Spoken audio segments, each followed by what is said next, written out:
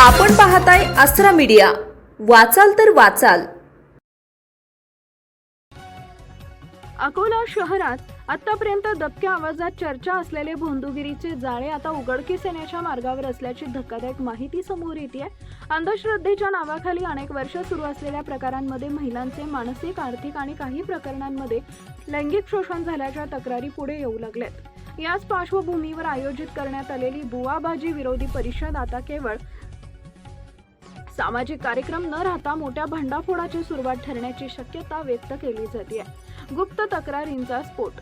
विश्वसनीय सूत्रांच्या माहितीनुसार काही सामाजिक कार्यकर्ते आणि संघटनांकडे अनेक गुप्त तक्रारी आणि पुरावे जमा झाल्यात। यात महिलांची फसवणूक, अंधश्रद्धेच्या नावाखाली पैसे उकळणे, खोट्या चमत्कारांचे नाटक, राजकीय व स्थानिक पातळीवरील संरक्षण यांसारख्या गंभीर बाबींचा समावेश असल्याचं समजतंय। या प्रकरणात काही प्रभावशाली व्यक्तींचा अप्रत्यक्ष सहभाग असल्याची ही चर्चा रंगू लागली आहे। त्यामुळे या परिषदेनंतर नवीन वाद आणि कायदेशीर कारवाई होण्याची शक्यता नाकारता येत नाही।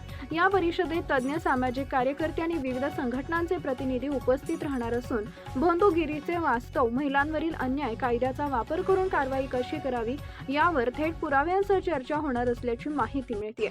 पोलीस आणि प्रशासनाची भूमिका काय? इतक्या गंभीर आरोपानंतरही प्रशासन आणि पोलीस यंत्रणा आतापर्यंत निष्क्रिय का होती, हा प्रश्न आता सर्वसामान्य नागरिक विचारू लागले।